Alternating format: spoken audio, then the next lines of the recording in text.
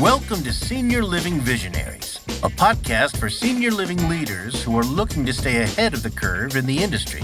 On this show, we feature leaders and innovators in senior living who are pushing the boundaries and creating new, effective services and solutions. And now, let's settle in as host Jennifer Drago connects us with today's guests.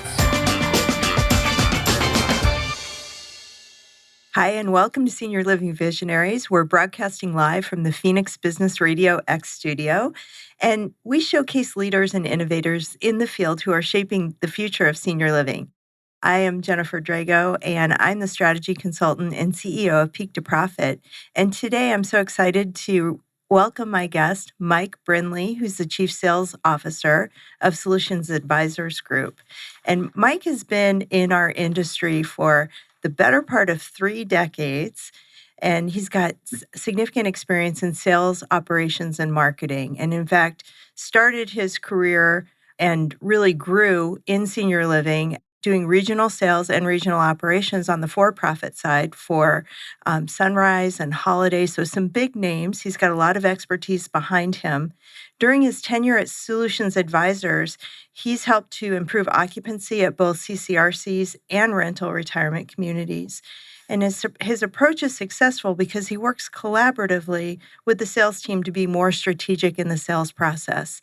And I know that your knowledge of operations really helps in all of that too. So I just want to say welcome to Mike, who also shared during our pre-work that his middle name is Patrick, and we are recording on St. Patrick's Day. Yeah. So we're both wearing green, and happy St. Patrick's Day. Welcome, Mike. Yeah. And, when you said 3 decades, I was like, oh, you're right. It really is. And when I first started, one of the great parts of the gig was having older adults or residents say, wow, you remind me of my grandson. And I just thought this was the greatest thing ever. And now they always say, you remind me of my son. And I really don't know if I enjoy that as much. I think I like grandson a lot better. So yeah, great to be here. And I'm really excited to be a part of this podcast. Yeah, I'm going to go off script in our first question. We prepped a couple of questions, but one of the things that when I was reading your bio today and even prior to this, and I realized the significant experience that you had in the for-profit industry, the for-profit sector of our industry,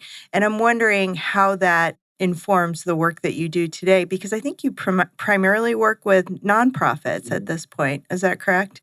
Yeah, I think if I go back, especially to my days when I was at Sunrise, it's a great training. It's a training ground for, I think, a lot of talented individuals that either stayed with Sunrise or moved forward in their career going on. And, I had some really good mentors starting in the industry. And then when you get to a place like Sunrise, there really is a culture of training and learning. So I think some of the basic blocking and tackling and those fundamentals were imprinted on me pretty early in my career. And as I go further down the road and I go a lot of work in the not-for-profit side, that while the approach may change in terms of how we look at prospects and how we move them through the sales cycle, that blocking and tackling this process and being kind of centered on it is really important. I can definitely take that from my days on the for-profit side. Mm-hmm. Yeah, I think that nonprofits in general, whether senior living or otherwise, can really benefit from leaders who have worked at least for a time in the for-profit side, bringing that discipline, that sharpness, that execution to bear on the nonprofit side. Sometimes, I don't want to stereotype, but sometimes they aren't as sharp, right? And so that blocking and tackling discipline is really important. Yeah, and I think also sometimes there is a stereotype of, for-profit, very high sense of urgency, non-for-profit, less sense of urgency.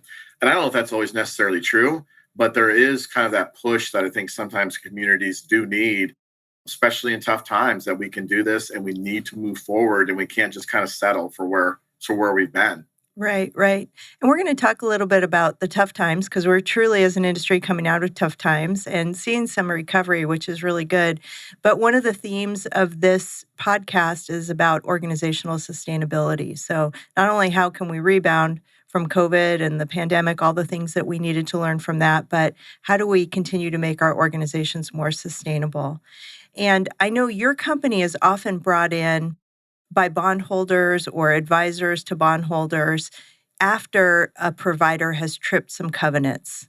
So there's been some issues, and then your company is brought in to help them recover from that. And one of the things that I would love to learn from you is what are the early warning signs that providers can recognize, that executives can recognize, so that they don't end up in the situation where they're breaking covenants?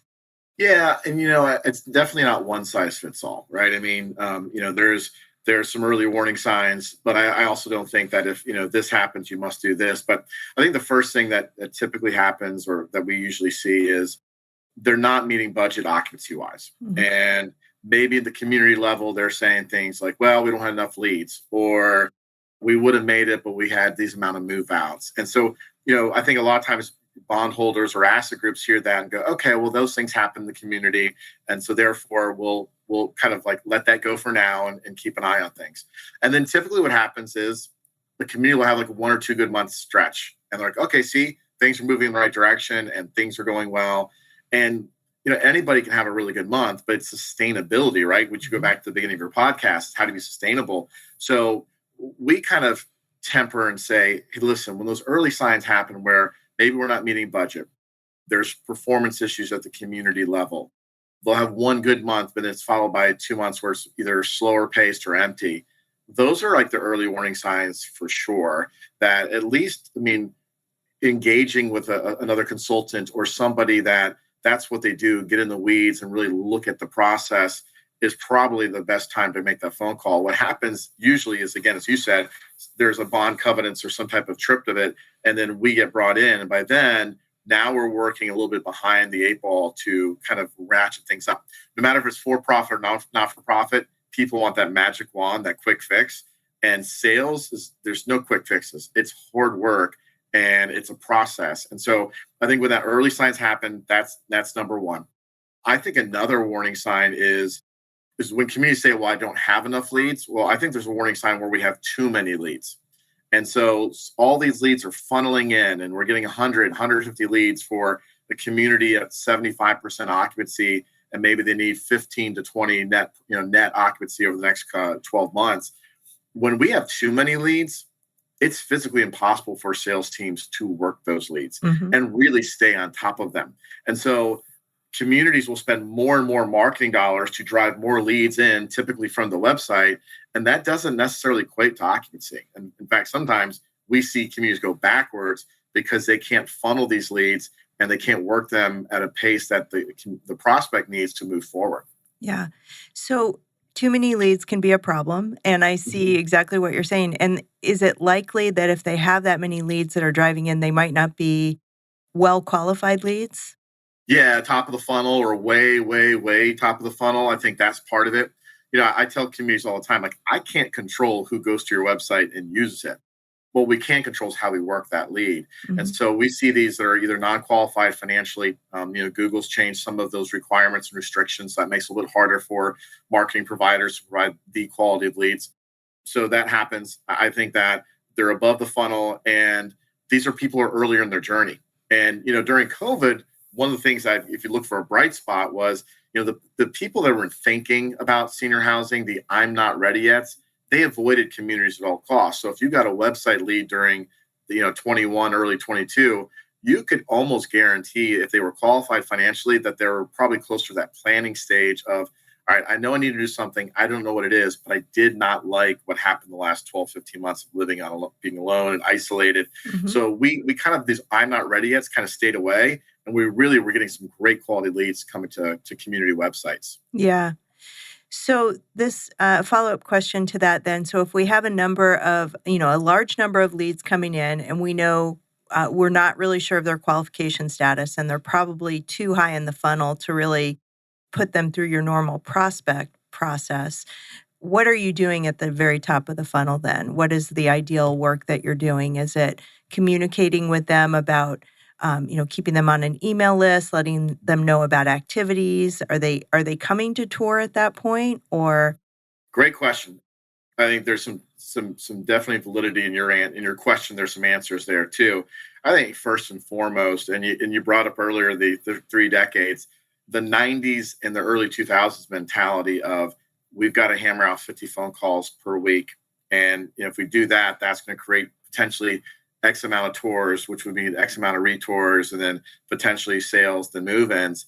That mentality, I think, is just so much different now. And so if you're a salesperson, let's say a 2-person sales team in the community, and you're getting 130, 140 leads every single month, that's 65 to 70 phone calls right then and there you initially have to make, along with the leads are already in your lead base. Mm-hmm. And so I think the first thing is if a lead's working with you, work with them. Keep that cadence and rhythm of that lead moving forward. But for people that are, I'm not ready yet, above the funnel, that's where we can get them on email blasts, invite them to events, maybe sending a phone call once every 6 months or once every year if you've had some contact with them about where they are in that kind of stage of readiness we call in terms of that funnel. Mm-hmm. If they're not ready to move forward, I'm not saying hot, but if they're not ready to move forward, let's hit them in a lot of different ways through digital media and connecting through marketing, and let those people kind of work themselves early on in the process. David Soley is an author, and he wrote a fantastic book called How to Say It to Seniors. In his book, he mentions that most deliberations actually take place not in your presence. And so some of those early adopters, as they kind of look at your website and try to move forward, they're going to do a lot of work on their own. And yeah, you want to establish a relationship with them, but it's a slow process for a lot of those people. So we can take your time and really focus on the people that are really trying to flow with you. Mm-hmm. That's perfect. That's perfect. So really having a good sales strategy is having a way to move people at the right time through the funnel, but also having the right activities at the right part of the funnel Right. too. Yeah. For sure. As an industry, we hear that occupancy is recovering to some degree, but now with, we have inflation, we have staff shortages, we might actually have to hit a higher occupancy level to truly be stabilized and profitable than we may have prior to the pandemic. What are you seeing now with what is a stabilized occupancy rate on average? Obviously, everyone's going to be different. I was just on a panel last week in Oklahoma City with a great group of non-for-profits and for-profits. And I think when I first started in the industry, like in terms of especially the for-profit side, like 78 to 80%, that's when you would start to see kind of the plus side, and you start seeing a profit. And what I think is interesting and sometimes can be scary is a lot of communities now stabilize occupancy to budget at 90 to 93%. And so, that's really tight margins for communities, whether it's for-profit or not-for-profit. But we're seeing a lot of that going forward. So obviously the industry is changing. The way we look at some of those numbers are changing. But when 0809, we were told, you're kind of recession-proof industry. And we found out really quickly we weren't. And now we're going through some of this again. And I think we learned a lot from 08, 09 and earlier than that, but definitely 08, 09. We've learned a lot, but that doesn't mean like things are going to be easy. This is going to be really tight. Just even, and I don't know enough about it to even speak to it, but what happened with the banking industry in the last 2 weeks, Mm-hmm. when things like this happen, this makes older adults anxious. Yes. And we saw that for sure 13, 14 years ago. And I anticipate more of that going forward is when there is financial crisis or housing market changes, inflation, all those things. For people that are, especially the silent generation into the boomers, they're very particular about who invests and touches their money, where that money goes. And so we have to really keep a close eye on that. And so this stabilized occupancy has definitely changed over the years. And I get why, but it makes it really harder for communities to be successful. Yeah, I agree. So with some of those pressures that we have on our economy right now and, looming recession, are we in it? Not sure. I assume, like you said, seniors are really becoming, perhaps they're waiting longer. Maybe they're like, oh, this isn't the time. I'm going to hold back. Maybe they're resistant to making these investment decisions with their dollars. Are you seeing then changes to the sales cycle, the actual length of the sales cycle as a result? Yeah, prior to COVID, I think, and again, I work mostly with non-for-profit life care communities, CCRCs, entrance fee type communities. We do a lot of, I'd say probably 90% of our business is with that. Prior to COVID, I think the typical gestation, so the inquiry to move in is around 18 months. COVID hits, everything kind of shuts down. Older adults living at home did not like being on their own, didn't like being isolated. And so two things happened. You had that stirring the pot kind of, and then we have this housing market that just gave us this unbelievable wind at our sails. And we were seeing gestations just drop quickly once we first started coming out.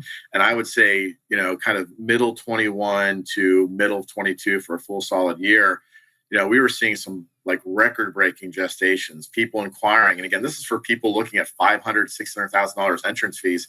They were making buying decisions and moving in within 90 days to 180 days. And, that's great. And the other part that was really interesting to see was websites, and we can probably talk about this later as we go through the podcast. Website leads were gestating in that 3 to 6 month period too, which we never saw that prior to the pandemic. So that was moving us forward. People were selling their house really quickly, getting exorbitant amount of money for their homes. I mean, I think I saw a stat where during that time, there was about 18% growth in housing market or prices across the country, but our entrance fees only raised about 2%. So for an older adult, a lot of these communities, they were a bargain. I think that was a miss we had. I think we probably could have raised entrance fees a little bit in certain markets to add capital dollars that could have gone to renovations for communities. So we were seeing a lot of that. And then I would say late third quarter into fourth quarter of Q4 of 22, while there were still some really positive sales trends, those were some of those were very incentive driven. Like, if you deposited before X amount of date, you got certain amounts free. And so people took advantage of it. But the housing market's starting to slow down. While housing prices are still above where they were prior to COVID, they've inched further down.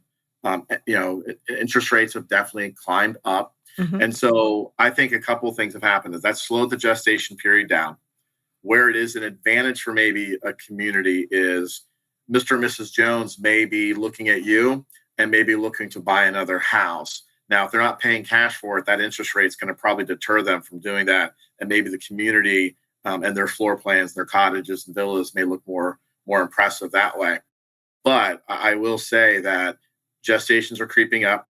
They've definitely creeped up, not to where we were prior to COVID, but we're watching it closely. And I think that's going to continue to change. We're getting a lot of those questions like, where's this money going? How's it going to be reinvested? Are there different options out there versus just the type A contracts? And so communities that have multiple contract opportunities, I think, are definitely in the positive and have a better chance of continuing to win.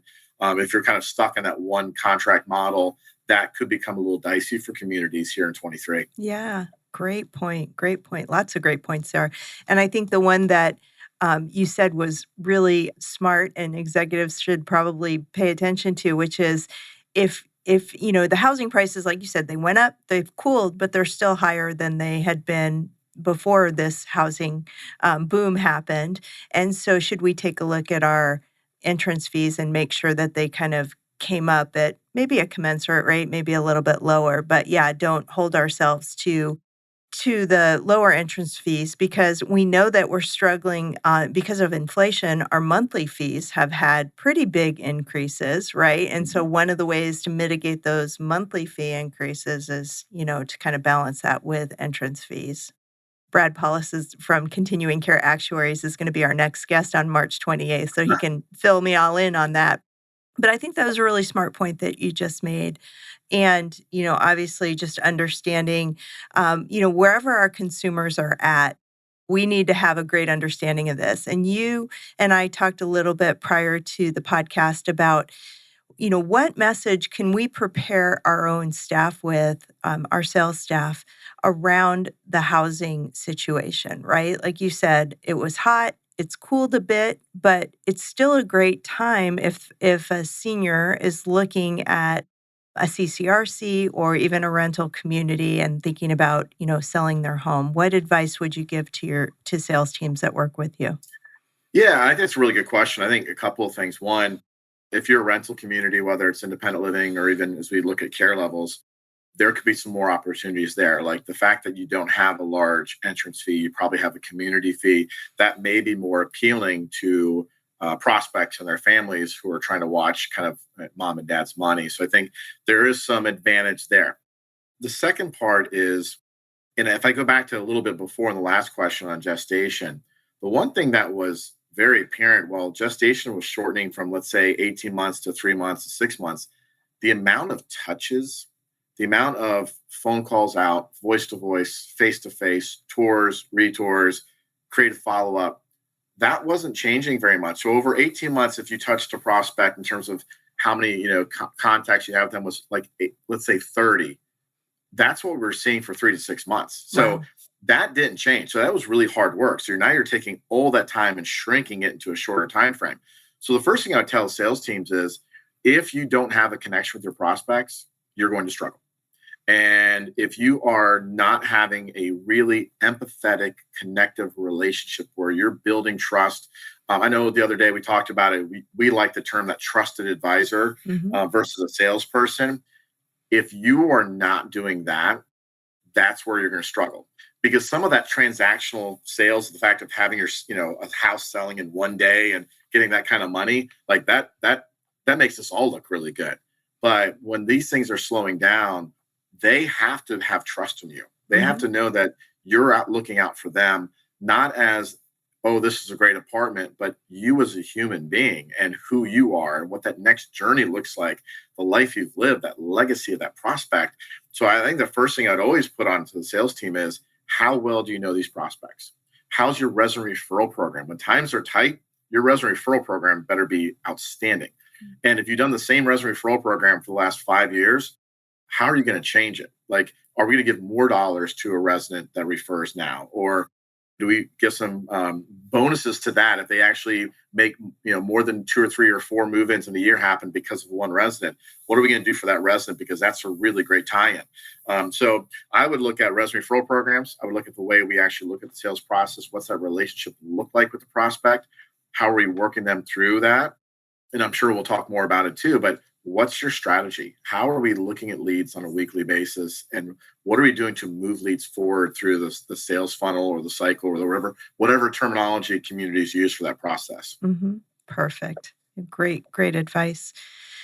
We spoke earlier about warning signs that executives should keep their eye on.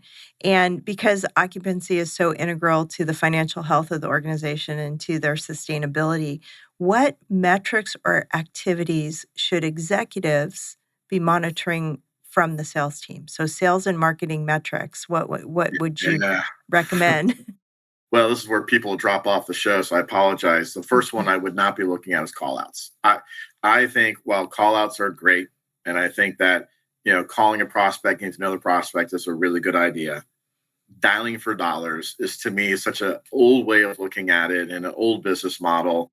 I mean, we've all done it. You've been in the industry a long time, and hopefully there's listeners that have been in the industry a long time. How many of you all, I feel like I'm talking to the audience now, but how many of you all did the lock you up in the conference room and we'll have a pizza night and we'll do all these phone calls after phone blitz after 5 o'clock. And then we learned that the maintenance man booked a tour. Like, that was great, but that was a different time. I mean, we're so different now. So the first warning sign is not going to be the amount of call outs we're doing, because that is, to me, not a metric that really relies on or shows success or sustainability. Anybody can make a phone call.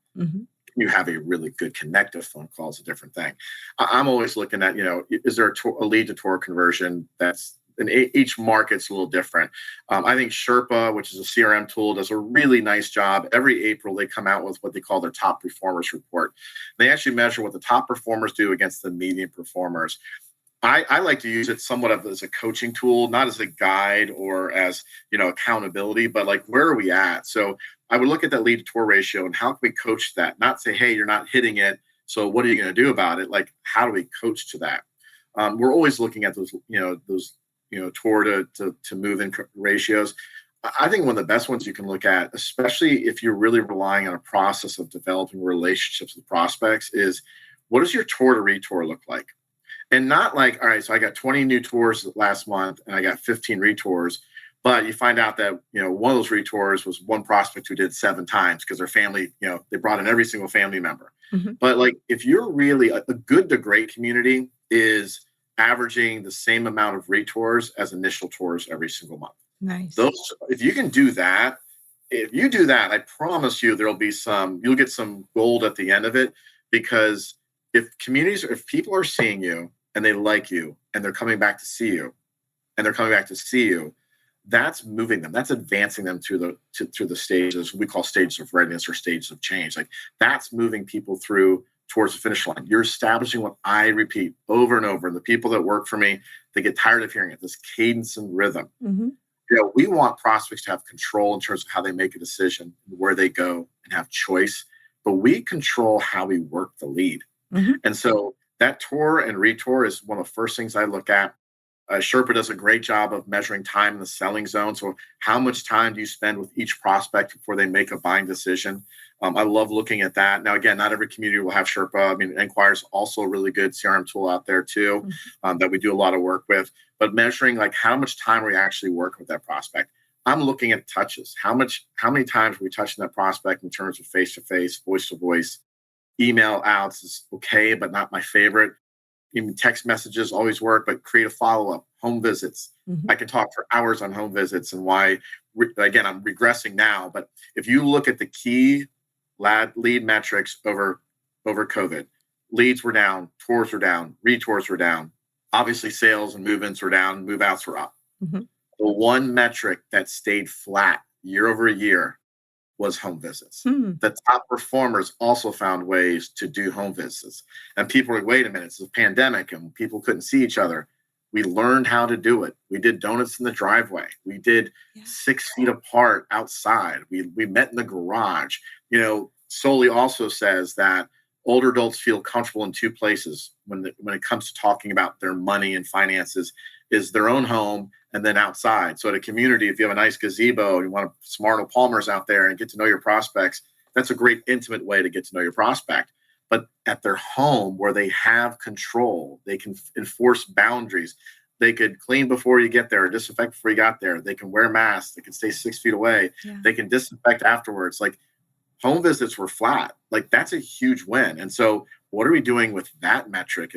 If your communities aren't doing creative follow-ups, planning sessions, learning about your leads, and not doing home visits, then you're going to miss out. Because in order to keep that cadence and rhythm, those are some 3 really strong indicators of keeping a prospect advancing through the sales cycle. Yeah. I get a little nerdy about this stuff. So I love it. And it's what value bombs you just dropped on us. And it's kind of counterintuitive, right? If you aren't doing home visits, right, you may think, oh, well, we're a community. They're going to come to us. They want to see our stuff, And so it's just what a great way, though. You're right. They're so much more comfortable in their own environment when they're making this big decision and they have a million questions. Yeah, and they are. And, I can promise you, I know my mom's not listening. One, I didn't tell her. Two, her ability to probably find this would have been almost virtually impossible. And so unless someone brought her here to your studio to watch. But I look at, we talk about home visits. People say, well, it doesn't work in this market. We tried it before. And, geographically, this is not the right fit for home visits. A lot of these prospects, they bought their vacuum cleaners. They bought I look excited. I brought my mom up for a reason. Like my parents bought Funk and Wagnall's encyclopedias from a door-to-door salesman. Yeah. Now, either they thought we weren't very smart or the Funk and Wagnall's guys quit, because I don't think we ever got past the letter P. So if you ask anything about me from A to P, I know it. From Q on, I'm really like behind the times what happened in the United States during that time. But my parents bought from a door-to-door salesman back then on that too. So these older adults are used to people coming to their houses. And when they were so isolated and lonely and missing that connection, if you weren't doing that, you missed out. If you weren't using, shout out to One Day, if you weren't using One Day as a tool during COVID, you missed out. And you should be using One Day still, which is a great video app to create and drive connection. Awesome. You mentioned video. How important is video in connecting with prospects from your website? Today, I think we, as an industry, it seems like we've been slower to adopt video. So tell us how you advise your clients. Video testimonials on your websites are fantastic, especially for people post-pandemic to talk about, what was great about the community. I do feel like there's some revisionist history. I'm very passionate about how hard these communities work during the pandemic. And, I think our industry took a big punch in the gut from the media early on. Deaths and headlines and all that was out there. It was interesting, there was no talk about the senior housing industry once the world reopened and everybody else got sick. Yeah. Because we were Good at it. We were early on. We were early adopters, unfortunately, when it came to that, right? Right. I think there's a lot of revisionist history. I think a lot of residents will say now, wow, those teams worked so hard for us. I'm so glad we were here. So these resident testimonials are really, really powerful. I think virtual videos were great. Virtual tours were great. I don't think we need to do a lot of that. I love some of the drone stuff I've been seeing on communities' websites. Here's the deal, though. If you didn't have a really good website prior to COVID, you probably didn't win. You probably did not drive occupancy. It's really impressive to see communities have 30, 40% of their move-ins come from what their websites, because their websites drive choice. They drive control. They allow older adults or family members to book their own tour or have an artificial intelligence chat with a salesperson. And then the community gets copies of those and they can really look at and start triggering down to what that prospect may be looking for and developing that relationship. I just think communities that missed the boat prior to COVID with their websites are playing catch up now, and you can still catch up, but you have to look at these tools to drive it. We didn't talk about this when we did the pre, but I tell this to communities: if you don't think older adults are going to websites and using them, that is so that 1990s mentality. It is. Like, we all had to figure this out. My mom, she was, using streaming services and became a binge watcher, whether she liked it or not. She was ordering meals and doing curbside pickup. Hulu, the TV streaming service, their number one streamed show the last 2 years is Only Murders in the Building, which is a podcast-based TV show starring Steve Martin, Martin Short, Nathan Lane, Shirley MacLaine's in it. Every major star other than Selena Gomez is an older adult. It's produced by an older adult. It's directed by Steve Martin. And so I'm telling you, 25-year-olds may be watching it, but it's older adults streaming it and watching the old guard. Those people, they're people they've loved, taking it and watching it. Top Gun Maverick, and you see back there against me over there, 27% of the people that saw it the first week were over 55. In the second weekend, there was 8% growth of people 65 and over seeing Top Gun. Mm-hmm. We know that older adults are finding ways to do things differently. This is the group that was using QVC back in the 90s anyway. So they're used to some of this stuff. So if your community's websites aren't pushing older adults to drive choice, make decisions, be in control of what their next chapter looks like, and then giving them options to make their own tour or have conversations around pricing and availability and booking a tour, you're going to probably lose. Yeah. Really good points. I want to ask, we also talked about this in the pre, but we didn't have a question around it, but you were sharing with me some interesting things that you see when you secret shop a community. And I know you don't do it always personally, but tell me about things that you've seen recently that you just want to use it as an example of what providers shouldn't do. The first thing is for those that are listeners, and hopefully there's a lot of them out there. Usually we see a lot of signs in the communities, and typically when we see signs, it's usually telling somebody not to do something, like stop, don't, whatever that is. I've seen some that actually have a stop sign with a handprint on it, don't. It's hard to give a tour with an older adult and maybe their family and talk about, when you come to our building, you have so many choices, and you're going to have this ability to choose your menu, choose your meals, and choose your activities or lifestyle and see the movies you want to see. How do you do that and then have signs all over the community telling the residents no?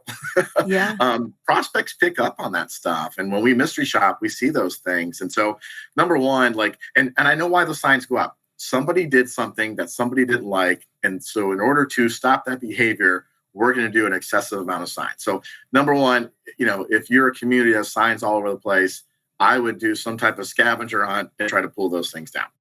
Lauren Messmer, our CEO, a lot of times she can figure out a community before she even goes into it of what's going to happen. And she's very much intuitive and right a lot.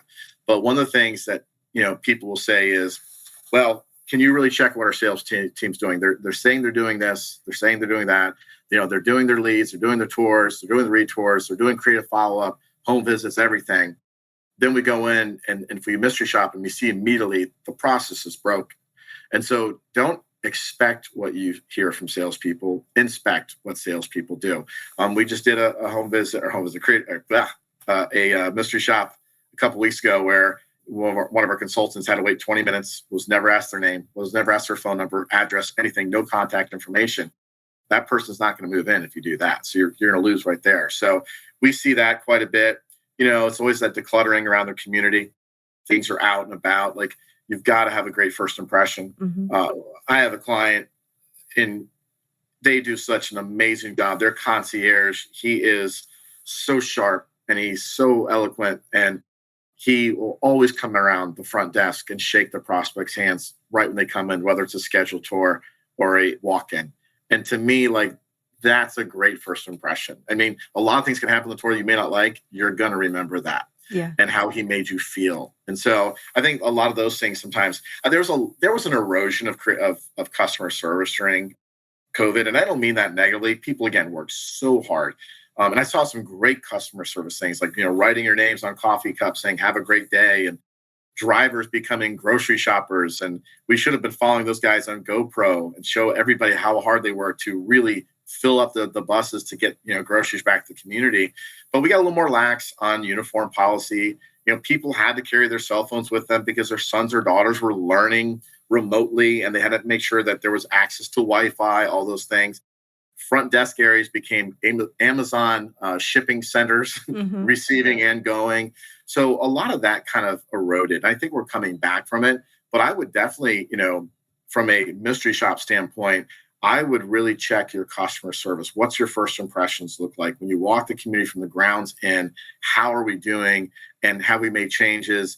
Are people's uniforms still more aligned like you want it to be? All those things. Yeah, really good points. When you were saying signs, I just want to clarify. I think you were talking about paper signs, which... Sorry. Yeah. Right. Paper signs taped everywhere. Yes. My goodness. That is a huge pet peeve of mine too, is, if you're walking through a community or touring someone and they see signs, even if they don't say stop or have the stop sign, I mean, it's just so... Ugh.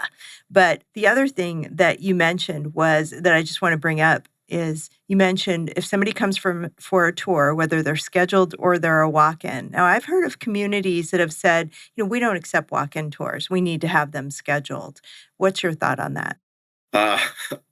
Yeah, I mean, I know that a lot of communities did that during the pandemic. Yes. It made a lot of sense, right? Right. I mean, I wouldn't advise it. I would not recommend it. That's a lead that's coming in to see you for the first time, and the first impression you give them is, "I'm sorry, you're not good enough. You'll have to come back again." Again, I know we don't portray that. How does the prospect perceive it? Yeah, I think they take this. I took the time to come here, and maybe I have a friend who even lives here, and now you're telling me I have to schedule. So, and again, and sometimes there's like very crowded and things are going on, like you may have to have a conversation around it.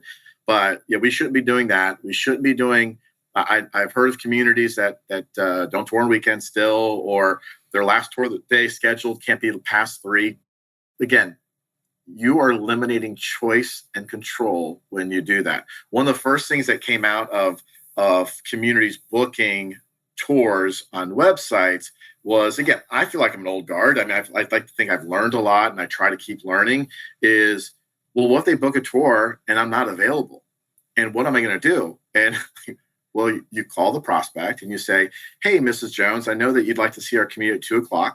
You're very important to me. I'd like to spend a lot of time with you. I have a tour at 1:30. It probably won't wrap up till around 3:30. Would that time be better for you?" And guess what? More often than not, they say, "That'd be great." Yeah. And so, the ability to you're just using to establish that connection. It's okay to call them back and say that tour is not going to work time-wise. But yeah, I think if you tell a walk-in that they have to come back, I think you're missing. They may not come back, and that's not good. Yeah. Good point. So we talked about, we hear this a lot in senior living when, somebody may come and take a look at your community, learn about your community, but they're, still struggling with, "I'm not ready. I'm going to wait a little bit longer." And so when you have those folks who are definitely warm leads, you're going to stay connected with them regardless. But we've heard in our industry about the creation of some alternative programs or structures that kind of can keep the prospect engaged, whether it's a signature club or a membership program or something that keeps that prospect engaged in the community while they are becoming ready, more ready. And perhaps maybe the activities that they're doing while they're part of this club helps them get more ready. But what are your thoughts on those? If you can make it work in your community and you're successful at it, I think you should be telling others how to, well, maybe you don't want to tell others because that's your competition. But I think there's probably more that do it probably and struggle than actually do it really well. I've worked with a couple communities where I've learned a lot from them, where they put parameters around it. And I think that is the best way, or a really best practice way of doing it. And so what I mean by that is, and typically I think a community may say, all right, so for $1,000, you can come to 2 meals a month. You can attend up to like 3 or 4 exercise activities or, classes. Maybe you come to an event at the community. And so, if you do that, your hope is the touches, they keep coming back for more, that eventually they say, wow, this community is a place for me. I want to move in. And again, if that works in your community and they move in, wonderful.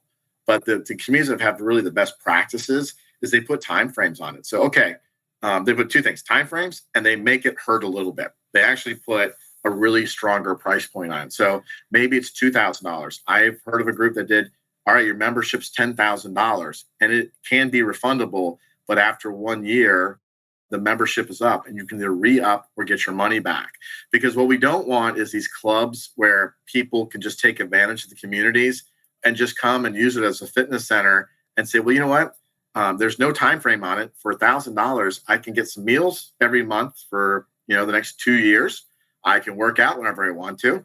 And I can go to a couple of events and learn more. If it's like an Ollie program or something, I can learn more. Like, that's good money. Mm-hmm. And then I still can get that money back if I choose not to move in or apply it to my entrance fee. Well, I can take my time. There's no sense of urgency or call to action with it.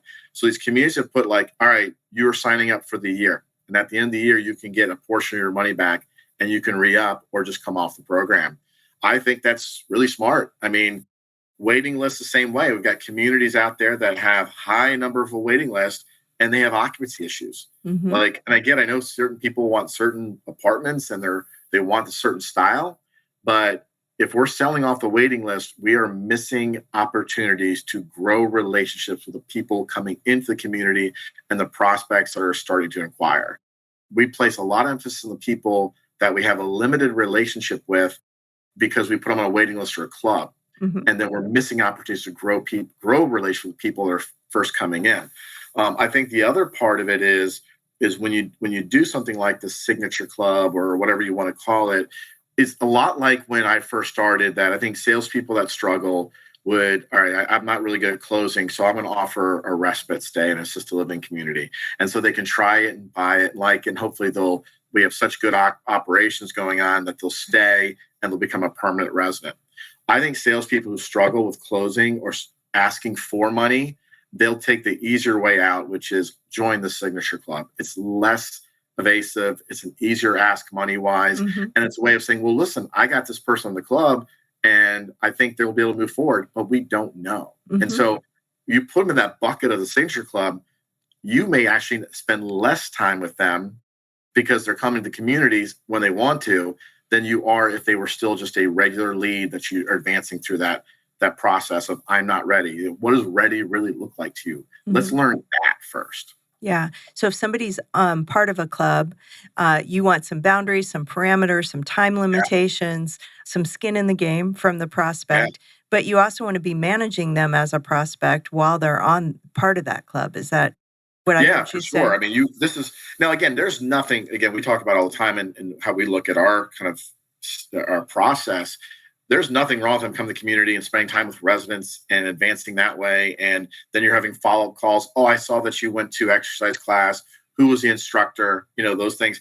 But that's what happens. We're not having those conversations. Like, you have to use those interactions in the community as another touch point when they come out of it to see how it went and to further that relationship along.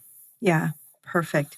So as we wrap here, we talked about, you mentioned the word sales strategy before, and I'm a strategist, so I feel like everything should have a strategy. But sales isn't just what I've gathered from our time together here today and prior is, everything is part of a larger process where you want to make sure that, you have a very well-defined process. You want to make sure that you execute, that your website and all the things that are on there contribute positively to that process that it's truly a strategy. And so can you talk about, when things are firing on, all cylinders are firing at a senior living community, what things are in place and what does their sales strategy look like? Yeah, well, we don't get many calls for communities that are doing that well. Right, Uh, right. I get it. Well, and so I yeah, asked this question kind of diagnostically, right, yeah, for the sure, executives that sure. are going, wow, what are we missing? Well, maybe you need Yeah. a sales strategy. So again, I'll go back to like how we used to do things and how I think we should be evolving or should evolve. We always had sales meetings, and every week we'd have sales meetings, and I would lead them, or executive director would lead them, and the sales team would say how many new leads they got this week, and how many tours they did, and how many phone calls out. It was very sales metric focused. And then we may say, how many hot leads you have? Well, we've got 9. Okay, so are you saying you're going to have 9 move-ins next month? Well, I think we're going to have 7. And I'm secretly, as a salesperson, going, please don't ask me the name of those 7 people, because I'm really just throwing a number out there to keep us on budget. And then next month, when we only get 4, my excuse is, well, 1 passed away, 1 was for making a decision, and 1 went to a competitor. And then we just took it and moved on. Mhm. And that's not being strategic. That's just like regurgitating data.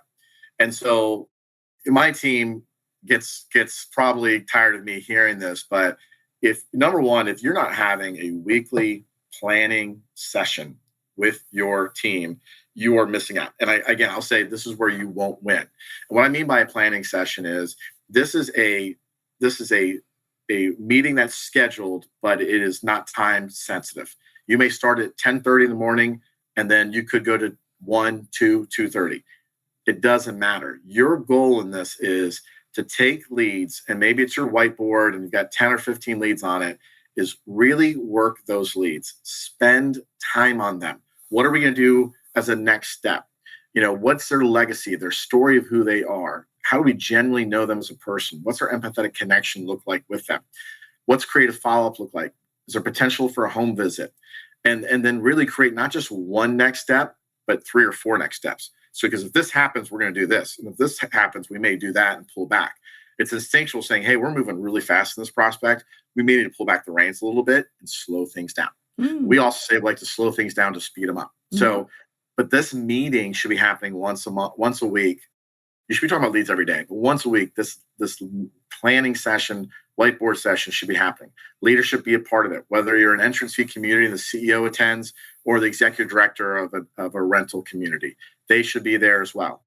It should be your salespeople. If you have a marketing assistant, it should be them. You should be entering the data into your CRM as you're having the meeting, so that when you actually leave your meeting, you're going straight to executing on these strategies. You should have an Amazon account for your community. All these things that really make it easy now logistically versus, well, I'll run out and get it, and we lose an hour of time in the selling zone because traffic's bad, or, oh, by the way, I could go pick up the birthday cake for the community this month. So you start with that. And Sherpa says in the last couple of years, the top performers spend 30% of their time on what they're going to do with the lead. Top performers spend 30% of what they're going to do with the lead versus those phone calls out. Also, top performers average 7 times the amount of call-ins that come into them versus call-outs they make, because they have such a connection with their prospects, or they use creative follow-up or home visits, that prospects will pick up the phone and call them because they say, I trust you, Jen. I just got back from vacation. You left me a message to ask me how, going to Hawaii was. Well, let me tell you how it was. So those are all born out of these planning sessions, these strategies we're going to do with these leads. And not just your hottest leads, but your leads that you can advance. It could be a lead that you're stuck with that says, okay, we're going to try 1 or 2 more times. If not, we're going to pull them off the whiteboard, and maybe we use them a different way going forward. So I think you start with that. And then what does your models look like? The fundamentals of blocking and tackling. What do your models look like? What's your tour path? Are you adjusting your tour path based on your vacancies? If You have an apartment that's in the far west wing. It's the farthest walk, but it's the hardest apartment to sell. We make that our model.